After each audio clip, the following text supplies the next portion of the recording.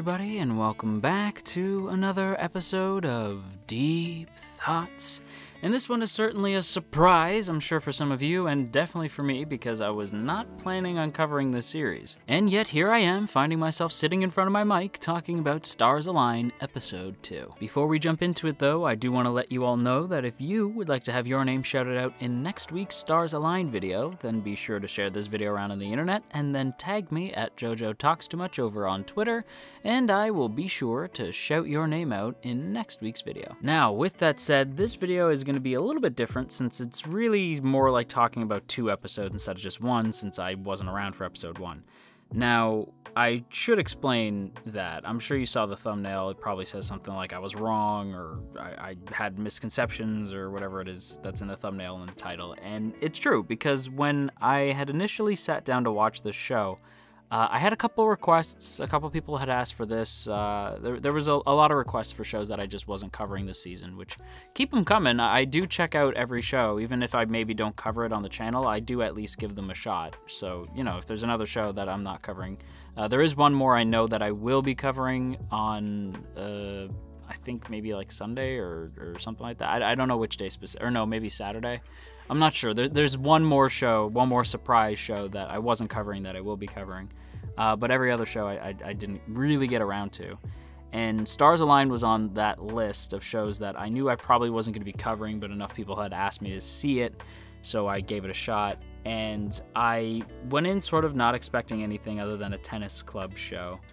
And that's kind of what I got. I was surprised with how well it was animated. Like, for what it was, I wasn't expecting it to look as good as it did. And episode 2 continues that. It still looks really great. But ultimately, what kind of held it back for me was I didn't like the rest of the cast. Like, the main 2 were impressive to me, but the rest of the cast didn't really charm me or win me over at all in episode 1. And truth be told, the end of the first episode really bothered me. Now, that is of course the point, but I grew up with friends who were in a very similar situation, like several friends. It's unfortunate, but seeing it used at the end, at first I saw that and felt like oh, they just did that to get me to tune in. They used a very real dark situation to get me to come back next week. That's kind of gross. I didn't like the way it was done. And so I kind of just dismissed it, and I was like, okay, it's like it's a B, but I really didn't agree with that ending, so I'm not going to be continuing. But I was stupid and wrong. I think I let a little bit too much of my own personal bias kind of cloud the ending of the first episode for me, because the whole episode really sort of telegraphs, like, this is what it's leading to. So it doesn't come out of nowhere. It's not gimmicky because it does play into the rest of the show. It's not like they did that specifically to get you to come back next week. It is a ploy, and I do think that was on purpose. They did place it at the end of the episode so that you do come back next week to see what the hell that was about.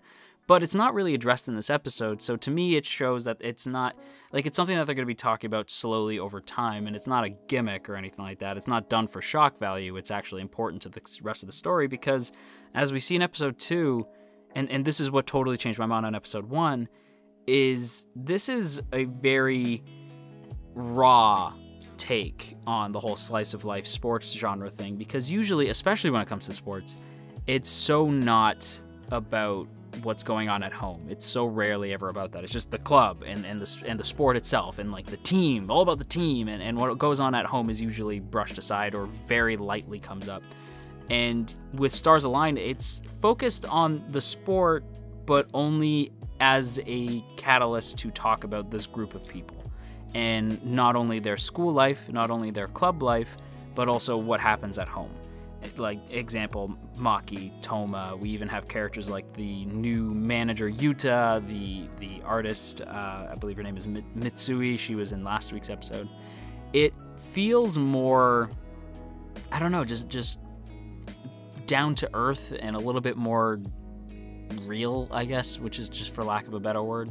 Even like the characters themselves feel real. They feel like, well, they just feel like dumb teenagers at times. And honestly, yeah, no offense to you teenagers out there, but yeah, some of you guys can be kind of jerks. I was a jerk in high school, and it's kind of unrealistic to assume that everybody, like in a sports club, is going to be super fun, happy-go-lucky, everybody's like plucky, and they're going to go to nationals and blah, blah, blah. And like, no, sometimes there's drama in a club. Sometimes people have stuff going on at home that they don't want to talk about. Sometimes that affects their ability to play. Sometimes that affects their personality.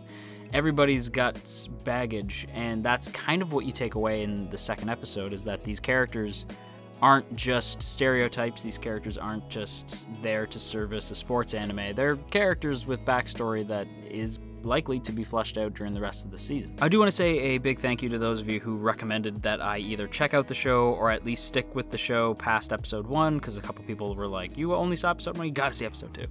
And yeah, I'm kind of pleasantly surprised how much the community has kind of taken Stars Align. I've seen a lot of fellow AniTubers, as well as just people on Twitter, saying like, Stars Align is really good, more people should be watching Stars Align, it's really, really good. And that makes me happy, because I almost didn't watch it if it wasn't for the lovely little community that formed around this show and convinced me to give it another shot, because here we are. To try to hone this video in on specifically episode 2, I gotta say, seeing the boys running, that was the moment that really sort of shifted my opinion on the show. Because at first I was like, okay, like there's cool stuff going on here. I like that Maki's sort of comfortable wearing the sun visor because he don't care what anybody thinks. The teacher I thought was sort of fun and yada yada. And I thought the bullying scene with Yuta, I was like, wow, that's a really genuinely, like, it sucks. I'm sad to see Yuta getting picked on, this poor kid. And they even like make fun of him, saying like, oh, don't get too close, you'll catch the gay. And I'm like, okay, I don't know if kids still say catch the gay or whatever it was that they say. I don't know if they necessarily still say that, but kids definitely get picked on for a variety of stuff. So that felt pretty genuine. And it sucked, but I do think the way that they handled it, and later on how they handled Yuta's, well, being interested in Toma, the way they handled that scene, as well as the bullying scene, sort of made me go like, okay, so the show is treating these people more like people as opposed to stereotypes, which I was like, okay, cool. But it was specifically the running scene that kind of got me. Seeing the boys actually start to take the team seriously because of the dynamic between Maki and Toma, the two pushing each other to keep running, to keep going farther, that infectious like dynamic ended up seeping into the other team members, and they all kept running, and they all started to turn heads. Like the other clubs at the track were all looking at them like, is that the soft tennis club? Is that the boys tennis club? What the heck are they doing?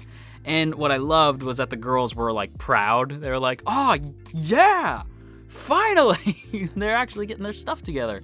Great. Like that made me, I was like, that scene, and especially when you saw like from the other's point of view of like the world in black and white as the two, like Maki and Toma, just like dart ahead of everybody else.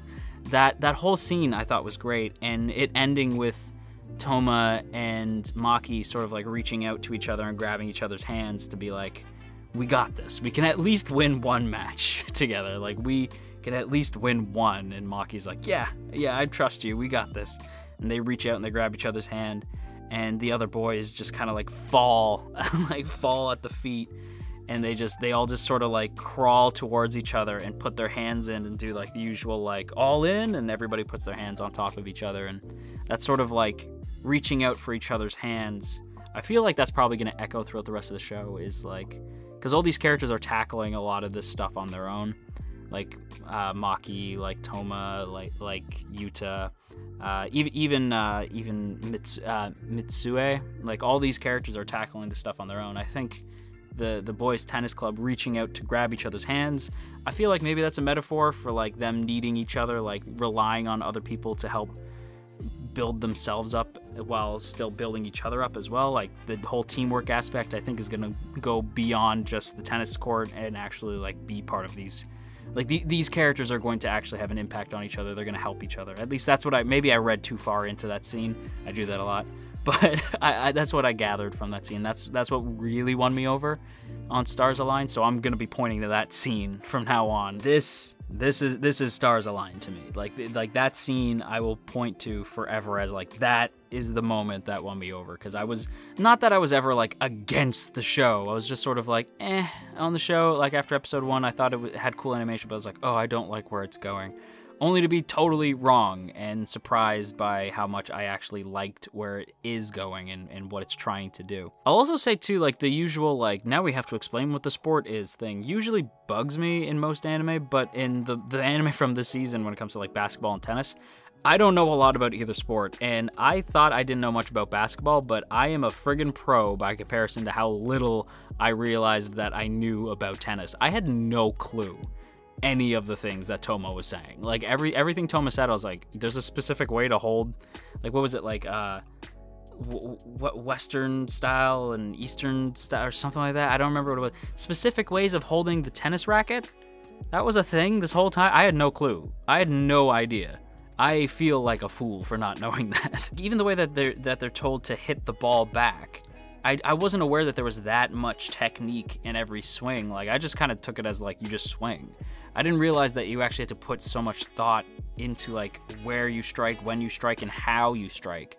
So yeah, like I feel like I actually learned something. It feels like every other sports anime, yes, but that moment, I always kind of take for granted that moment of like learning something and being like, oh, you know, I guess I never thought about how the sport actually worked. That's kind of neat. I felt like I learned something today, which is always a good thing. And you know what else is always a good thing? Dancing. Dancing's always a great thing, and the end of this episode ends with the ED playing and the cast all busting into a dance. Like, what is this? I was pleasantly surprised. Dancing's always fun. I wasn't expecting it, but I do think too that the show excellently used the dancing ED to show everybody's different personalities. I really do think just by watching these characters dance, you can already tell a great deal about them. And yeah, I don't know, you know what? I went from being really meh on this show after episode 1, even sort of a little put off by this show after episode 1, and my whole tune has changed. You guys were right. I should have checked the show out sooner. I'm sorry, I was wrong. Now, with that said, everybody, I am happily going to give this week's episode a solid A tier. I would put the first episode in the B tier, and I would put this episode a little bit higher in the A tier. But yeah, this episode is a solid A tier for sure. On that note, everybody, that just about wraps everything up. But before we go, as always, I want to give a big shout out to the good folks over on Patreon, namely those in the Earl Grey tier: Calvin Atkinson, Crowbar of Irony, Dominic, Urza, Ginkotaku, No For Nothing, Maria Teresa, Mirth Mouser, Omner Garamond, Cell, Shadow Creative, Sipco Games, Somastan, Steven, Tristan, and Verdon. Thank you all so much for your continued support over on Patreon, and hey, if you too would like to join the T Squadron, then by all means go ahead and check out that first link in the description to check out our Patreon page, see all the cool rewards you can get for as little as $1 a month, and get access to our Patreon exclusive Discord. But on that note, everybody, that's going to be a video, so I hope you all enjoyed, and if you did, you've probably been on the internet long enough to know what to do already, so I ain't going to tell you, but I will say that it is appreciated, and if you are feeling stressed out today, then you go have yourself a warm cup of tea, and I will talk to you all again real soon.